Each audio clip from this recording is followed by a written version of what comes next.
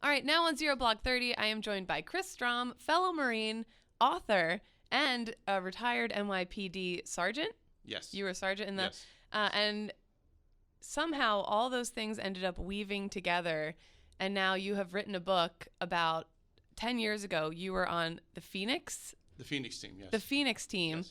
Where you wound up back in Iraq using the skills that you learned in the NYPD after you got out of the Marine Corps. You wind up in Iraq using it Yes. for interrogation and everything like that. It's a really interesting story. The book is called Brooklyn to Baghdad, an NYPD intelligence cop fights terror in Iraq. But it's really interesting, kind of took you full circle. You joined the Marine Corps 5 days after you turned 17 years old here in New York. That's correct. How did that? Well, I didn't have the best home life, and I'm not trying to feel sorry for myself. There's a lot of other people that had, difficult upbringings. But the house that I was living in was basically, it was falling apart. Mm-hmm. And I had two choices. I either could have just stayed there and watched it deteriorate even further, or I could have, done something positive with my life. And thank God I joined the Marine Corps, because it really changed my life, and it straightened me out, and it kept me from getting into trouble, because I would eventually have gotten into trouble. There's no question about it. So you join, and it's your first time really like going out into the world. You got to travel. You were stationed all over the place. Oh, yeah. You were, and so then after you get out, you move to Texas. You become a police officer in Plano, right? So I didn't see that coming. I know. But then a couple years later, you come back to New York. Yeah. You become an NYPD police officer. Yes. What was the impetus for that? The department I worked for in Plano was a great department, very modern. It was small at the time. I think there was only about 120 people. Mm-hmm. And I was on the midnight shift, and basically there was a huge expanse of property in Plano back then in 1985. It's not what it is today. And I said, I don't know if I could do this for 20 years. Right. I mean, answering an alarm call every time there was a storm. Loose cow. Writing speeding tickets. Like, there's got to be more to life. And there were other units within the department, but I knew that the lateral movement into that was going to take years, 5 to 10 years. And I said, I got frustrated with it. I said, no. So I was already on the list for the NYPD to get in. And I came back up, and I called my old investigative officer from the applicant investigation. And I said, what would it take to restart this, or has it expired? And he says, I can get you in the next class. Mm-hmm. So within 3 months of coming up, I was coming up actually for a family occasion. Somebody was getting married. And I started the whole process all over again, and then I was in the January class of 1987. So next thing you know, you're back here in New York. Here, going to an academy all over again. All over again, yet another. You're an academy pro at this point. Yes. So you go through, you're working in New York City. Was it before or after September 11th that you got into the interrogation end of this job? Pretty much, I was doing interrogations on the criminal side. Mm-hmm. Both as a cop and then afterwards after I became a sergeant. But then 9/11 happened, and now I actually almost in a roundabout way get drafted into the intelligence division, because I was already working in a narcotics unit. Right. And I really didn't want to leave, because I had a great team, great guys and girls, and we were running around like lunatics, locking a lot of people up and doing search warrants, the things that you would see on TV. And I said, how could it get any better than this? I'm getting paid overtime. I make my own hours. I'm off Sunday and Monday, which are the ideal times to be off if you're an NYPD cop. And you got to work independently a lot, doing your own missions. Yeah, and I basically just said, right. Let's go. And we went, and we just targeted problem areas that were drug infested. And, because of that, we ended up making a lot of drug seizures, but also a lot of handgun seizures as well. Right. So, and I didn't want to go. So then I made that a long story. We were doing interrogations there, obviously, to get search warrants and things like that, but primarily on the criminal side. That's what the search warrants were based on, people selling drugs, people selling guns. In the intelligence division, it's totally different. It's more on a human intelligence collection. So it's less arrests, less smashing down of doors, less search warrants, but more detailed investigations and how to apply the Patriot Act, how to apply your mind and get around and use other assets to, infiltrate these people, introduce sources, undercovers, things like that. You include a lot of that in the back of the book, like the things that you learn, like the key points of learning to interrogate people. I'm horrible at it. Oh. So couple questions to see. Okay. Did I wash my hair this week? Did you wash your hair this week? Yes. I don't know. When's the last time you washed your hair if it wasn't last week? I didn't wash my hair this week. Sold. And then I was going to see if you could help me figure out who broke into my 2003 Honda CR-V last month. I don't know So, if I can. After this episode, it's too late. You're already here. I'm going to take you back out to Queens. We'll figure it out. But so you're doing that. You're really getting your feet wet more and more. You started kind of in figuring out like drug dealers and stuff like that. And then it became more broad, especially after September 11th. Yes. So when on earth did the government come in and say, when did you get recruited? Well, the way that all happened, I had moved to Roanoke, Virginia. Mm-hmm.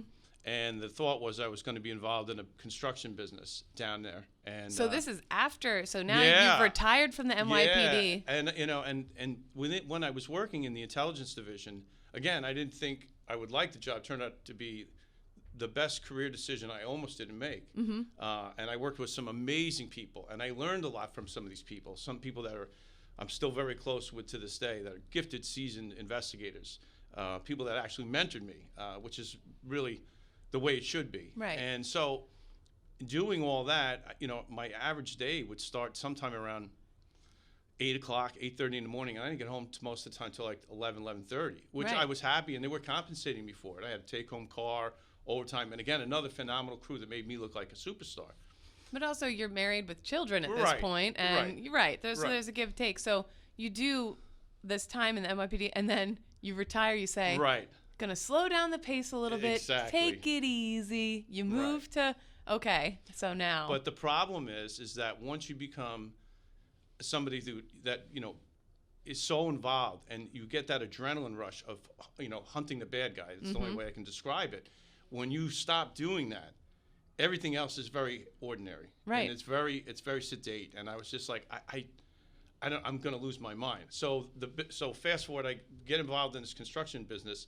The business relationship that I was involved with this person didn't last very long. So now I'm unemployed, right. and I'm in Virginia, and I have my kids and my wife and mortgages and things like what everybody else has.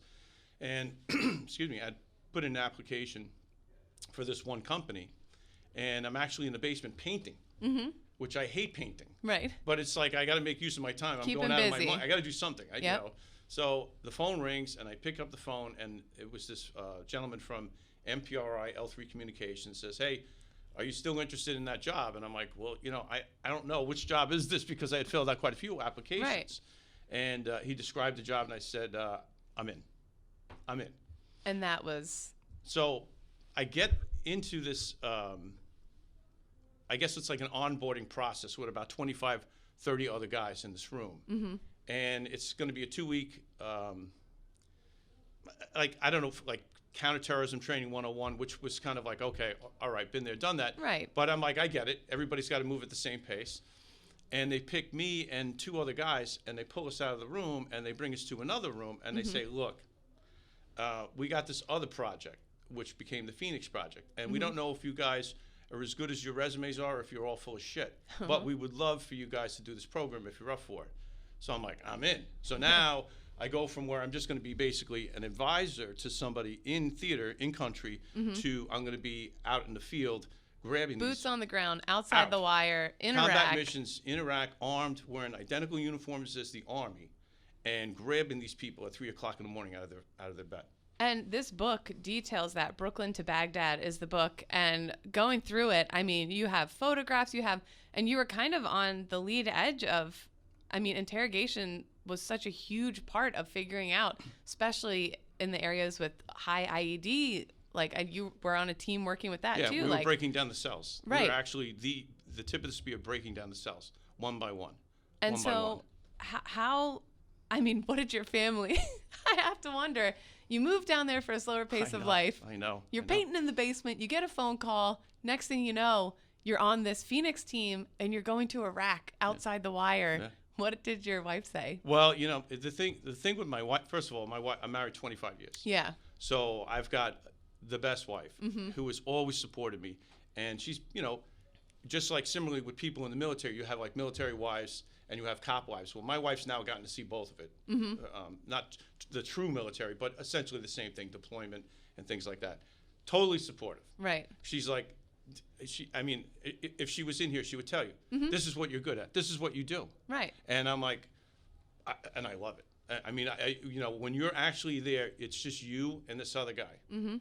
And it's a mental game, and it's a challenge. And, yes, they speak a different language. Right. But body language, physiology, facial expression, it's all the same. It's just a different, it's just some things are just universal. It's the human condition. You can't change it. So they pull you out of the room. They bring you into this Phoenix team. I'm saying that right. And so you train, I'm guessing, for a bit of time, and then they send you over. Right. Was it you were split into small groups and sent out amongst? How did that work? Well, the teams, pretty much whenever we went out, just so you have a better idea of it, we had organic Army, real green suiters, Army soldiers, as our drivers, but they were assigned to us. The team itself consisted of me and a dog handler, a technical exploitation officer, search teams, who else? EOD, and we were all a self-contained unit. So we would go probably anywhere, depending on how many dogs we had with us, probably about 7 to 8 people deep as a team, not counting the drivers. Of course, the drivers, each vehicle has 3, so it's got a driver, a radio person, and a guy up in the cupola on the 50 cal. Right. So those would usually go out in either 2 or 3 vehicle convoys of our own, in support of another Army unit that was actually actioning the target. They wanted us there to do the actioning with them. Okay. So once we got out on the X and we located where this person was, then we would get out. We would wait for ready, entry. The dogs would go in, do the sweep and all that. Yep. And then it's like, okay, game on. Let's go. Where's this scumbag? Right. I need to talk to him, and I needed a place that's not with everybody around me, so I could really hone in on this guy and work him over mentally. And that sounds, it sounds like a movie. It sounds bad, but also in the book you detail it's not as straightforward as that. There's all sorts of rules and regulations and all sorts of things that you have to be cognizant of as you're doing it. And there's probably a ton. I'm guessing this is a process that it's a lot of trial and error and learn as you go. Oh yeah. What were some of the biggest things? Do you have an example of I learned a big lesson on this one, or something that really sticks out as a key moment?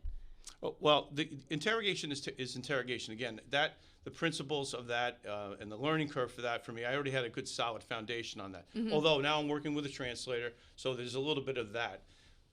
Some of the challenges are with the translators themselves, because I would want to say something, and it might not be a nice way to say it. Right. And they would hesitate, and they were like, I don't really want to say that. Right. In front of this person, assuming that this person can't speak English, which probably, I would say, more did speak English than did not. And some were fluent in English. But I always went on the premise that they, knowing that in the back of my mind, I never came out of character. Right. So that was one of the bigger challenges. Yeah. Having an interpreter who could mirror your inflection, your tone, and your level of intensity without thinking that he's the interrogator. Right. Which sometimes becomes the case when you're over there. And because you think you're getting a specific message across, and who knows, a couple words change, a couple tones change, and it's like definitely not what you thought you were saying. Exactly. And what are some of the most, because you, in looking at the photos and everything, you also experience, you're working hand in hand with these soldiers, and you see the bad things that are happening to them because of the enemy. I'm sure that puts a fire under your ass. Forget it. And there's a lot of emotion and things involved. What was one of the biggest finds that you're most proud of? Well, we were targeting this one particular cell, and the members of the cell were directly related to Mensa, the Ministry of National Security and Affairs. So when they actually decided to stand up a government, they brought back Nouri al-Maliki, who had been in exile for like 13 years. And now the country, albeit for better or worse, which was Sunni, is now under Shia control. And this guy is not a nice guy. And he's installed all his asshole friends in his ministry. And because of that, now they're exacting a pound of flesh out on the Sunnis. Right. And they're really taking it to them. So this particular cell was taking people that were Sunnis, just the civilian population, displacing them, and then re-renting them their homes or their furniture or whatever. And we started finding people, every time we would find another member of the cell, it was going back to this ministry. Right. So we wanted to actually, at one point, we had taken down about probably 4 or 5 directly related. official ID cards and everything. Yeah. And we wanted to take down and do a search warrant and get all these court records. And we were on plan for it. We planned it for about a month, and then the next thing you know, they pulled the plug. And they decided they're not going to let us do this. Now, do I know 100% why they shut the mission down? Of course I don't know 100% why. Do I believe it was shut down because it was going to be very embarrassing to the U.S. government? 100%. Because we were backing these guys, and they were being incredibly corrupt. And they were killing their own people, and we were watching it. Right. We were watching it. Right. It wasn't like our imagination. There was torture houses and everything. Right. And we knew that these people, and there's no nothing explanation. You can do. No, nothing. And there's really nothing you can do. No. And moreover, in these houses where these bad guys were that were directly tied to the Ministry of National Security and Affairs, Mensa, there was tens of thousands of dollars that was being confiscated on their properties. Right. In $100 sequential U.S. $100 bills. So one thing's for certain is they didn't steal the money. Right. Somebody gave it to them. And, you know, when you get a lot of money, and, you know, one lot is serial numbers 1 through 10, and the other one is 11 through 20, you could easily find out where that's coming from. You can trace it. You can easily trace, but they didn't want us to trace it. So we were recovering so much money that at one point I just said, because I was in charge of all the evidence and all the evidence processing, I said, there's no way that I'm going to be responsible for this money. If we found money, we just put it in a bag and we just gave it to the Ground Assault Forces commander. Said, here, I'm not counting this. I don't know how much is in here, and I don't care. This is yours. Right. Because the next thing I know, if I'm counting this, and now I'm off by $5 or $10 because it's 6 o'clock in the morning, and I've been up since 6 o'clock in the morning the day before. Right. Oh, you know, somebody had to steal the money. Must have been one of these guys. Right. You know what I mean? And I don't need that, and I didn't want that. So I said, I'm not doing that. Understandable. Understandable. So that it's so many different things going on. You're working for the U.S. government, but you also see that this group that they're backing is not doing the best things at all times either. No. You have a lot of violence happening. You have a lot of... How did you compartmentalize all this in your mind to stay focused on the mission? You know, it's the only joy and satisfaction I would get is when we actually got positive ID on the target, and when I actually got to interrogate this person that gave me information so that I could move on to the next target. You have to understand, and again, I don't know your background in terms of your military experience, but prior to us arriving there, the Army's challenge was, can we get positive ID? Now, I would get a targeting package, and there's no picture. Right. And it's maybe this thick. And it's like it's talking about all these different things, and I'm not going to go into the details of what was in the targeting package, but there's clearly no picture. Right. This guy might just be a voice in the dark. But we're trying to ID who this guy is, and moreover, we don't even know if this is his real name, this is his code name.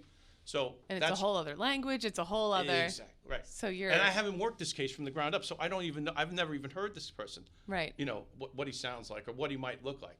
So you get out there. That's challenge number one. So that I'm pretty decent at. After a while, you can kind of figure out. Okay, I think it's this guy. I could do by process of elimination, play one against the other, and say, do you know this guy? No, I don't know this guy. What do you mean? You live in the same house with this guy. How could you not know this guy? Right. You know, you're a filthy liar. Then move on to the next guy. Do you know this guy? Oh yeah, his name is Ali. Oh, okay. So he's Ali. So what's your name? Like that, and it just go on and on until we could find. So once the positive ID was determined, then I would start the interrogation because now I'm talking to the person I need to talk to.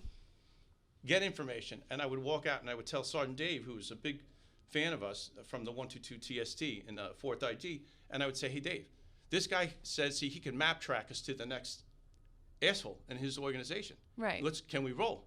And he'd be like, let's go.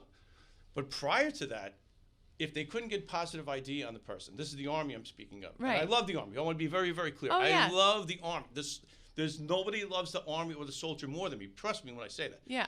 But the hierarchy can't get their head on straight about anything. And it just, they overanalyze things to the point of exhaustion. It's unbelievable. I'm sure a lot of people in the Army would agree with you. Well, and again, so I'm being sincere about it. Right, yeah. So now, we're going from, we don't have positive ID and we're leaving with our tail between our legs. Like, we have positive ID and I've gone to as many as 4 different targets in one night. You're doing all this work, getting all these people, and then there's nothing you can do about it because, okay. Right. And it's at the point where, like, we're so effective at the site exploitation, the evidence collection, the processing, the handling, that it's like a dream come true. If you're an Army unit and we supported them, we didn't take credit for anything. In other words, if you had a team, you and your partner have the team, The Phoenix team didn't solve your problem. You solved the problem. All we did was process everything and hand you the report. And now these guys that thought that they were going to be doing route clearance or some other menial jobs, they're now like superstars on the base because they're getting tier 1 and tier 2 targets on a regular basis. And it's like, that stuff gets around. So you really helped close a major gap the whole, right. And now it went for like, we don't want to talk to these guys. So like, they love us. We're at the barbecues with them. They're at the barbecues with us. I mean, I just went to Sergeant Dave Peluso's retirement party this past February. He just got out.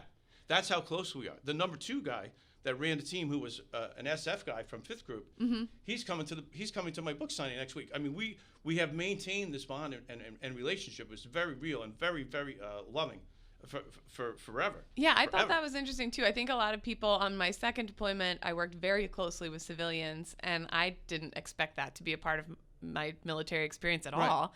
And I think a lot of people don't realize, especially overseas sometimes, how closely you are working with the contractors and how they are legit part of your unit and as much part of the mission as the soldiers or the Marines or whoever to your left and your right. But this was a really, really great book. And so Phoenix team, it's been 10 years now. What made you want to tell the stories from, a decade later? What made you want to sit down and say, I have a story to tell, I need to share it? Well, I have to be honest with you. I've been wanting to tell the story since probably the first day I got back. Yeah.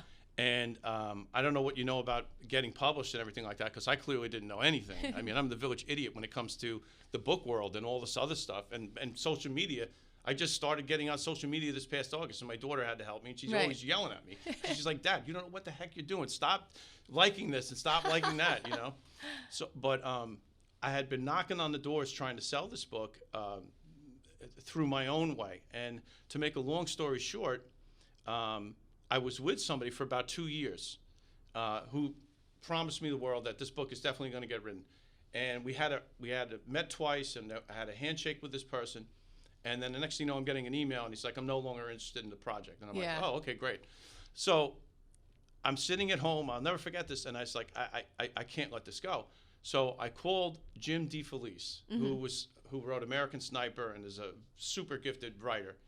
And I get this woman on the phone, and I say, hi, my name's Chris. I want to write this story. And I said, I'm sure one of 1,000 people that call you throughout the course of the day. So she goes, all right, I'll give Jim the message. And I said, oh, okay. And I said, listen, I don't want to be rude, but is Jim really going to get this message? Because, she goes, oh, no, he's definitely going to get the message because I'm his wife, and I'll have him call you back. So Jim calls me on a Saturday morning around 10 o'clock. We talk about it. He goes, man, it sounds like a great story. He goes, I can't do it. He goes, give me some time, and I'll put you in touch with somebody. And the rest is history. And that's how it all happened. But had it not been for that phone call, I really don't think I'd be sitting here talking to you. Yeah. And so that's why it's not a question of like 10 years, okay, now I want to write the book. From the time that happened, the conversation with Jim, to the time I got a contract signed, to the time that a publisher, Chicago Review Press, which is my publisher, to the time I got an agent, Doug Grad, and the 2 writers, Jerome Priesler and Michael Benson, that whole process took almost 3.5 years. Right. So for 7 years, I was knocking hard on the door. And for 3 to 3.5 years, from the time I signed a contract, that's how long it takes to get a book out. So we have a lot of listeners who are veterans and military. If you have a story to tell, hang in there. Keep pushing. It takes time. It does take time. It doesn't just magically happen. And there's a lot of no's. And I tell you, I think, being in the police department, you're used to rejection. You're used to, not getting your way. Everybody's experienced disappointment in life. But I gotta tell you, it's something I'm really, really proud of. It's something that my kids are really proud of, and my family is my wife and family are really proud of. So right, yeah, and anyway. They should be. I think it's awesome. Just closing out, because the story was so good, I want to make sure that I really get across that what an adventure this Phoenix team and all that was. Do you have a favorite? A funny memory, a favorite memory, a story that when you meet people and you want to explain like a quick story from Phoenix team that really stands out to you? Well, one of them is, I've spoken about it before, but it was a police raid that we did. And we had tracked the target, and this is one of maybe 3 different police stations that we had raided. And every time we went, there was problems. And the reason why there's problems is because you have people from civil affairs that are running out there trying to spread good wealth and cheer with these people. And meanwhile, the people that are supposedly the good guys are as dirty as they come. And they're members of a police department that's being paid for by taxpayer dollars.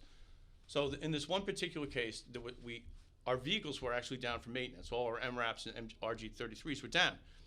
So we had split teams. One team was already out. So they wanted to action this other target. Right. When I say they, the Army was already there, and they were calling for us, but we couldn't leave the base. I was at 5 Falcon. We were not going to walk there. Right. So we finally, the trucks come back, and the guy who's the team lead is insistent upon doing this. And the guy that's the number 2 guy, this fellow Adoni, is like, do you really want to do this? We just got over the last, ass whipping from the last police station we did, which, by the way, each time we did find a bad guy. Right. But, the colonel was a little upset because that's his buddy. That's his guy. Right. Okay?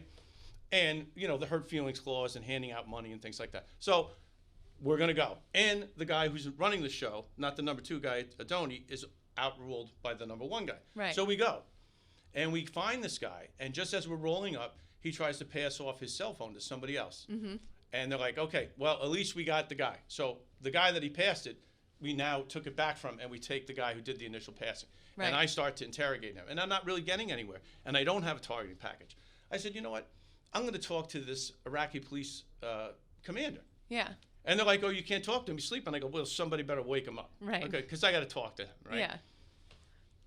My right hand to God. The guy walks in the office. I thought I was on camera. He's wearing white cold cream all over his face. And he's like in a smoking, like in a robe.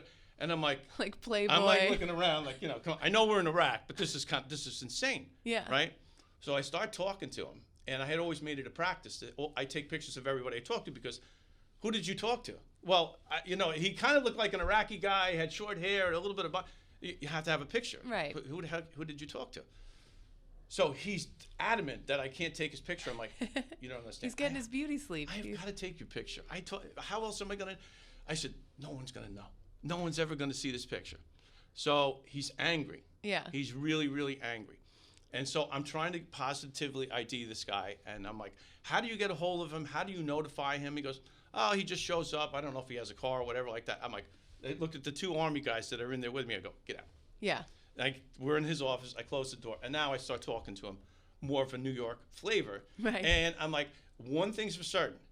You're either going to give me the information, or I'm going to handcuff you and take you with me. And then I'm still going to get the information. So you tell me what you want to do. Right. Let me make a phone call. He makes a phone call. And then, of course, we end up getting the positive ID. Yeah. But the hue and cry about me taking his picture, they were adamant. Destroy that picture. Get rid of that picture. No one, that will never see the light of day, this picture of this guy. I'll give you all the bad guys. Just please burn this photo of me in my smoking jacket with my face cream on and my... And then from that, and we get the right guy. Again, a bad guy working for you, colonel's good friends. The same old, I'm sure you've heard very similar stories, if not experienced it directly yourself. Mm-hmm. Now here comes the jack. What did you do to this guy? He claims you destroyed property, you stole property. I'm like, where are we? Right. I said, I might have spoken to him in a little bit of a, rough language, but I certainly didn't get physical with him. I go, what is it, So you can't make it up. So that part of is funny, but it's frustrating at the same time, because the word of a guy who's suborning terrorists in his own midst has more credibility and weight and standing than yours. Right, you're walking on eggshells in a war zone, and it's like a difficult... And if I upset this colonel, now I can't go out. And I think that's the corruption is something that, especially in both Iraq and Afghanistan, and civil affairs trying to give money and build up, while at the same time there's all these seemingly opposing missions going on, and I feel like the conflict that comes from that is a story that's not often told. Right. And again, Brooklyn to Baghdad, you tell that story, and it's a story, again, that not a lot of people get to see. So thank you so much. Christopher Strom, Brooklyn to Baghdad.